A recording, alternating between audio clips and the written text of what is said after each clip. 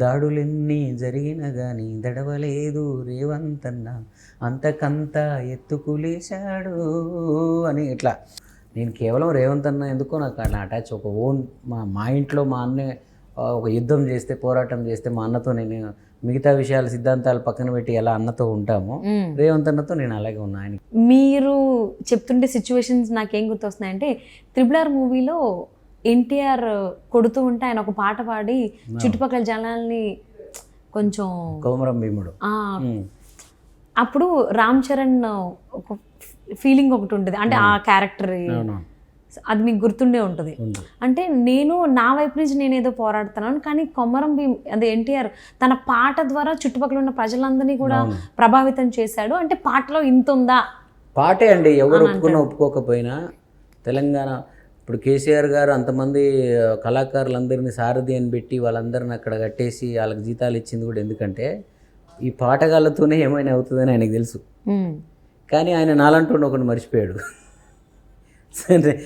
నేను అప్పటికి ఆయనకు దగ్గర అవ్వడం కోను ఏ పల్లె పిల్లోడు అనే పాట కూడా చేసిన నేను కొన్ని సందర్భాల్లో.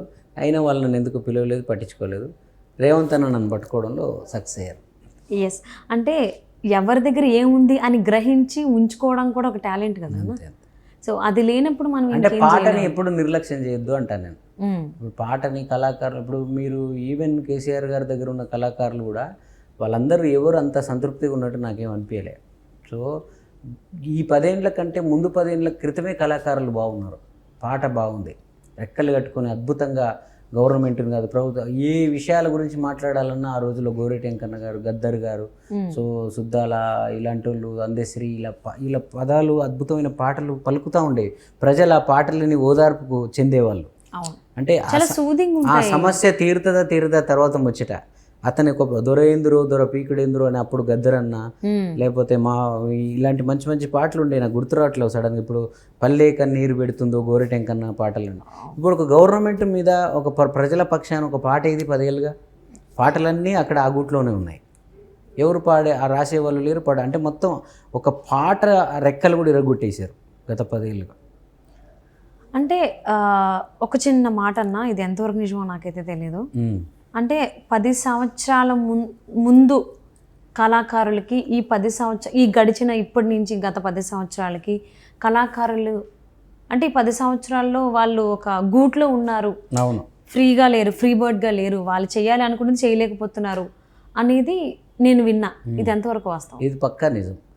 నేను నిన్న మొన్న కూడా TRS సభలు చూస్తున్నప్పుడు నాకు ఎంత ఆవేదన కలిగేదంటే, సరే నన్ను రానివ్వలేదు, నన్ను అక్కడ దాకా పోలేదు, నన్ను కనీసం ఒక ఫోటో లేదు నాకు ఆ రాజ్యం వెళ్ళిన వాళ్ళతో. నా తెలంగాణ బిడ్డగా, ఒక తెలంగాణ కళాకారుడిగా నాకు కనీస గౌరవ మర్యాద ఇవ్వలేదు వీళ్ళు.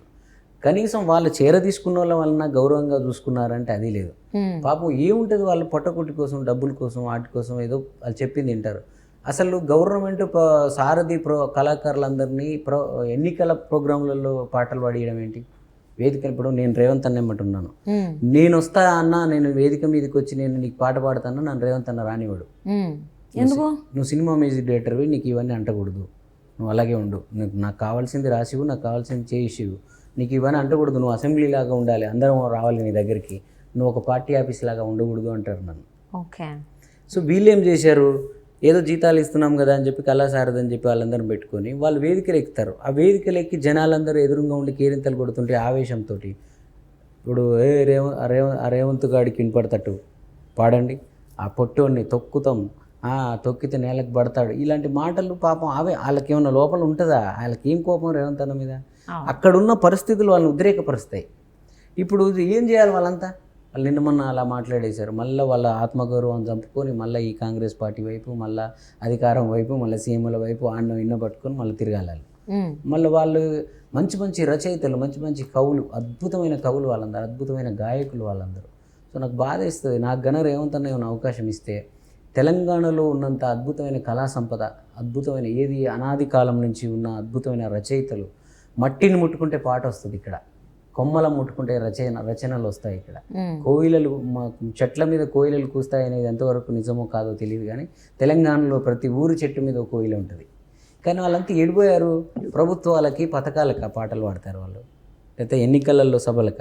అవతల పార్టీ వాళ్ళు కూడా తెలంగాణ వాళ్ళే కదా.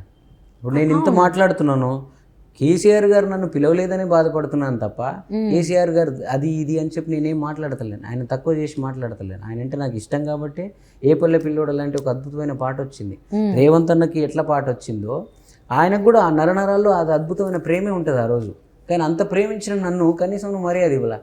చంద్రబాబు నాయుడు గారు, రేవంత్ అన్న ఇలాంటి వాళ్ళతో గంటలు గంటలు మాట్లాడే నేను, నీతో కనీసం ఒక సెకండ్ మాట్లాడే అర్హత లేదా నాకు.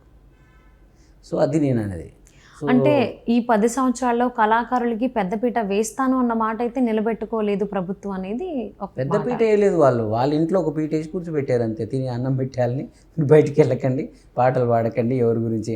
ఈవెన్ రేవంత్ అన్న పాటలకి కోరసులు పాడటానికి రాలేదండి ఎవరు. మీరు నమ్ముతారా? నేను అదే అంటే రేవంత్ అన్న గత 5 నెలల క్రితం వేదిక మీదకి ఎవరైనా వచ్చి పాటలు పాడే వాళ్ళు ఉంటే ఎవరైనా చూడు చిన్ని అని నాకే బాధ్యత చెప్పారు. నేను ట్రై చేస్తే ఒక్కరు రాలా. బొల్లాల వానెక్క అని ఒక అక్క ఉంటుంది, ఆమె ఎంత పిచ్చామంటే ఆమె ఏ పల్లె పిల్లోడు ఏ తల్లి బిడ్డ ఆ పాట పాడింది. ఆ పాట తర్వాత నాకు మర్యాద ఇవ్వలేదని నాకు కోపం వచ్చేసింది. నేను బేసిక్గా నేను ఇష్టం లేకుండానే నన్ను మోటివేట్ చేసి మళ్ళీ కేసీఆర్ వైపు మళ్ళీ ఇచ్చి ఆ పాట చేయించారు అందరూ. చేసిన తర్వాత నాకు సరైన రెస్పెక్ట్ లేదని నాకు ఈ మనసు ఇరిగిపోయింది. తర్వాత మళ్ళీ బర్త్డే రాగానే మళ్ళీ వచ్చి తమ్ముడు ఇది ఒక్కసారి చేయతమ్మి నాకు పేరు వస్తుంది అంటదమ్మే. అరే వానక్కకి ఏదైనా పోస్ట్ వస్తుంది కదా, వానక్కకి ఏదైనా చైర్మన్ ఇస్తా అంటున్నారు, ఎమ్మెల్యే ఇస్తా అంటున్నారు అని చెప్పి చేసేవాడు. ఆమెకైతే మీరు నమ్మరు, బీజేపీ మోడీ గారి కథాగానం పాడితే 50 లక్షలు ఇస్తామన్నారు ఆమెకి. ఓన్లీ అరే ఏ పల్లె పిల్లోడలాగా పాడాలి 50 lakhs ఇస్తామన్నారు. నేను నా దేవుడి తప్ప ఇంకొకరు పాడనన్నదామా. ఆమె కేసీఆర్ గారు పాట పాడటానికి ఆమె జాబ్ వదిలేసి ఆమె కళాసారథిలో 20,000 ఉద్యోగం. పాపం ఒక అడవిలో ఉద్యమాలు చేసి నన్ను నక్సలైట్ ఆమె. అక్కడి నుంచి వచ్చి ఏదో చేయాలని ఉద్యమాల్లో పాల్గొని కేసీఆర్తోనే ఉండి పార్టీలోనే ఉన్న ఆమెకి ఈ రోజుకి ఆమె కళాసారథిలో ఉంటుందో ఊడతో తెలియని ఒక 20,000 ఉద్యోగం అంతే ఆమెకి.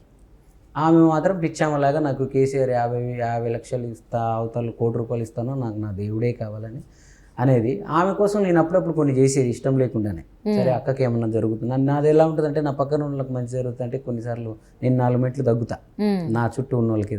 సరే అక్క కోసం చేస్తే ఈరోజు ఆమె ఇంట్లో కూర్చొని ఏడుస్తూ ఉంది, ఆమె జీవితం ఎటుగా ఒకటి అయిపోయింది. అయ్యా అవును, ఇప్పుడు గవర్నమెంట్ మారింది కాబట్టి ఆబ్వియస్లీ ఏం చేస్తారు. మొన్న కూడా నేను రేవంత్ అన్న దగ్గరికి రాక నేను తీసుకెళ్తాను, వేదికల మీద నిలబడి పాటలు పాడక్క అన్నకు మంచి ధైర్యం. అవతల ఏమో వాళ్ళు చాలామంది కళాకారులు ఉన్నారు, ఇక్కడేమో ఎవరు లేరు. నేనేం పోలేను వేదికల మీదకి, అలా పోలేను కదా. నాకు సినిమా నా లౌకా నేను ఉంటాను కదా, ఆ డైరెక్టర్లు వాళ్ళకి నేను అవైలబుల్గా ఉండాలి.